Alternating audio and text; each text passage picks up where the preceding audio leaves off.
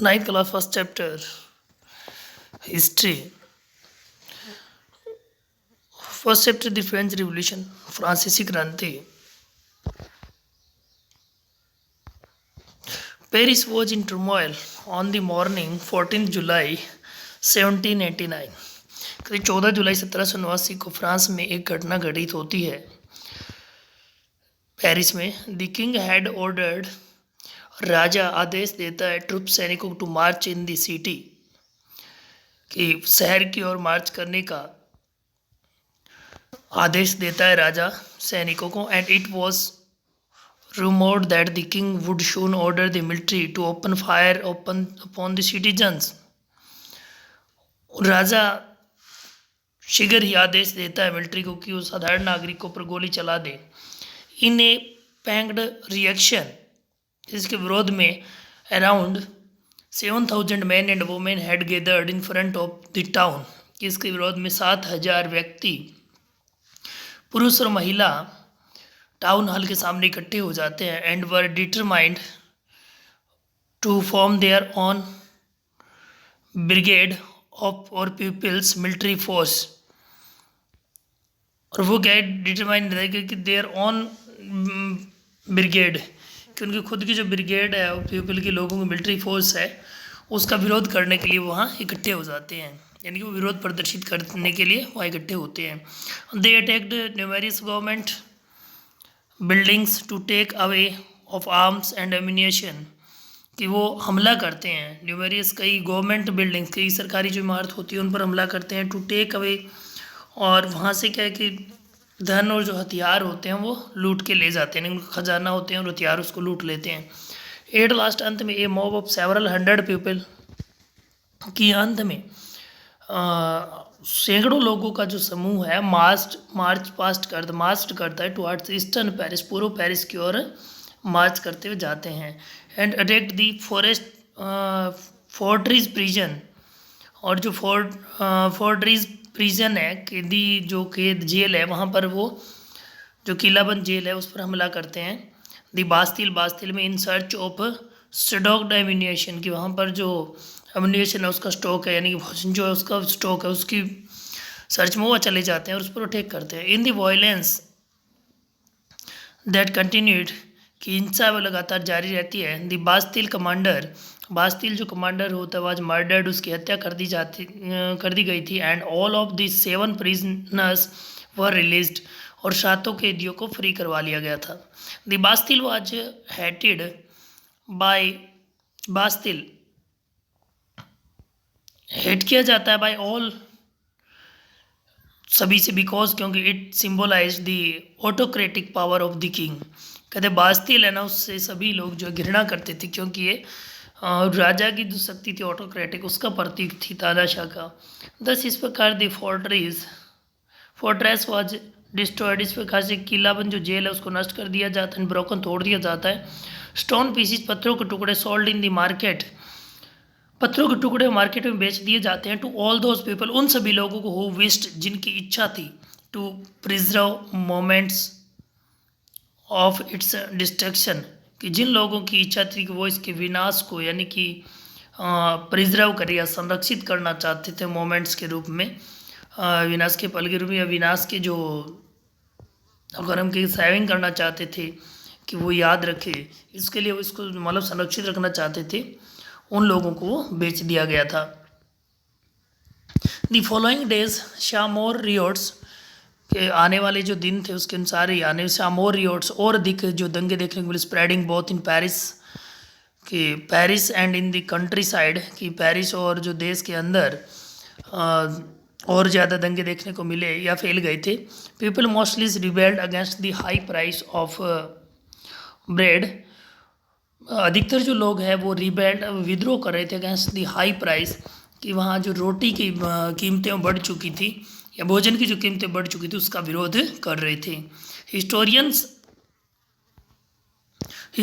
Letter सा, कि इतिहासवेता जो है वो लेटर सा बाद में देखा, दीज इंसिडेंट्स, ये जो घटनाएं हैं, as the beginning of a series of events, जो घटनाओं की एक श्रृंखला शुरू हुई थी, that ultimately led to the assassination of the king in France,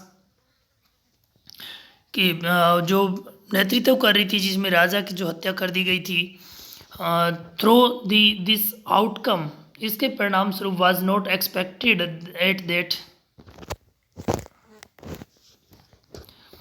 through this outcome कहते इसके परिणाम स्वरूप वाज नॉट एक्सपेक्टेड, ये एक्सपेक्ट नहीं किया जाता था एट दैट टाइम उसमें बाई मोस्ट पीपल, अधिकतर लोगों द्वारा ये उसमें आशा भी नहीं की जाती थी या उसका परिणाम जो उम्मीद नहीं कर रहे थे। नाउ अब द क्वेश्चन अराइज, अब पर्सन ये उठता था दैट कि how and why it all this happen, कि ये सब क्यों और कैसे घटित हुआ। French society during the late 18th century, फ्रांसीसी फ्रांसीस जो समाज था 18वीं सदी, उत्तरार्ध 18वीं सदी के, Louis 16 of the Bourbon dynasty, Bourbon Louis 16 जो बॉर्बन डायनेस्टी वंश के थे, ascended the throne of France, उसने फ्रांस की राजगद्दी को ग्रहण किया 1774 एट द एज ऑफ 20 वर्ष की आयु में। उसने जो बॉर्बन वंश के थे लुई 16 उसने 1776 में राजगद्दी ग्रहण की।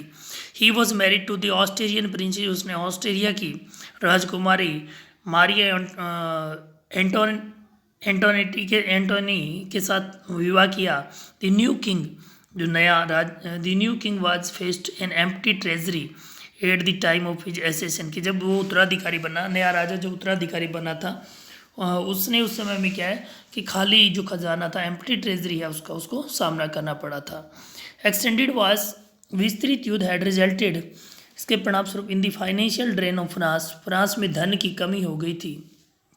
This drain was added to by the cost, या जो धन का प्रवाह हो रहा था, ड्रेन जो था वाज एडेड, ऐड किया गया था to by the cost of maintaining a luxurious court, कि शाही दरबार में जो प्रबंधन किया जाता था या जो मेंटेन किया जाता था उसकी लागत को भी इसमें शामिल किया गया था। Court, luxurious court at the huge palace of Versailles, कि वर्साइल का जो महल था उसमें जितने बड़े खर्चे होते थे, बड़ा जो पैलेस था, महल था, उसके जितने भी शाही खर्चे होते थे, जो मेंटेनिंग था, उसकी लागत को भी इसमें शामिल किया गया था।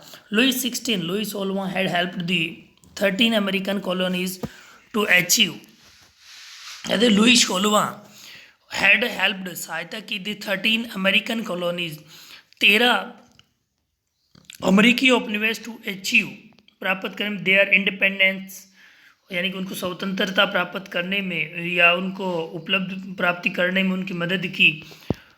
इंडिपेंडेंस फ्रॉम ब्रिटेन, ब्रिटेन से मुक्त होने में उनकी मदद की उन्होंने। Which was their common enemy, जो कि उनका साधारण दुश्मन था।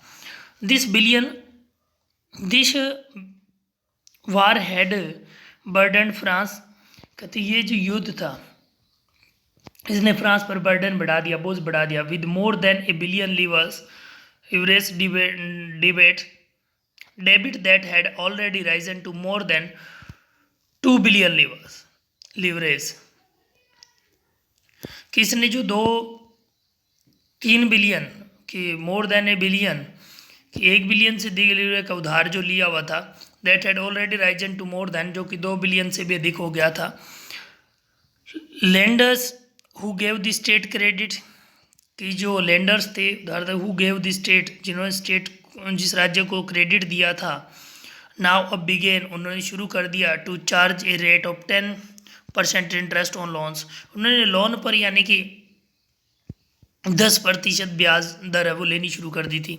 तो इस प्रकार दी फ्रेंच गवर्नमेंट, इस प्रकार जो फ्रांसीसी सरकार थी, was compelled to spend an increasing percentage of its budget, इस प्रकार से फ्रांसीसी जो गवर्नमेंट है वो कंपेल करती है टू स्पेंड, खर्च करती है ऑन इंक्रीजिंग परसेंटेज, जो परसेंटेज प्रतिशत बढ़ रही थी, of its budget on interest, जो उसके ब्याज है उस पर जो परसेंटेज बजट की बढ़ रही थी, ऑन इंटरेस्ट पेमेंट एलोन, तो उस पर जो खर्चे है वो उसकी तुलना में ज़्यादा बढ़ गए थे, यानी कि जो प्रतिशत ब्याज होता है उसकी अपेक्षा खर्चे हो ज़्यादा थे।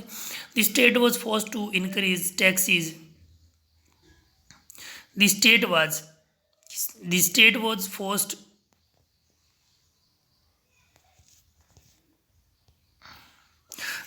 was forced राज्य को फोर्स किया गया टू इंक्रीज टैक्सीज, कि वो टैक्स बढ़ा दे, to meet its routine expenses, कि उसके रूटीन के जो खर्चे होते हैं ना, नियमित रूप से जो खर्चे होते हैं उसको पूर्ण करने के लिए, ताकि उसको खर्चे मिलते रहे, इसके लिए वो टैक्स बढ़ा दे। Such is the maintenance cost of the army, कि आर्मी की जो मेंटेनेंस कॉस्ट है, लागत है, उसको पूर्ण करने के लिए।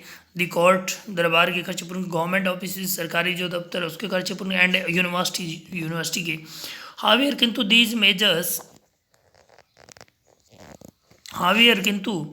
These measures prove to be insufficient, किंतु ये जो तरीके थे वो क्या है, पर्याप्त साबित हुए। इन दी 18th सेंचुरी, 18वीं सदी में, the French society was divided into 3 states, फ्रांसीसी समाज से उसको 3 प्रांतों में, 3 स्टेट्स में बांट दिया गया था। अमंग विच, जिसमें only the members of the third state paid taxes, कि जिसमें केवल थर्ड जो स्टेट थे वही लोग टैक्स या कर दिया करते थे। First lecture completed. Thanks.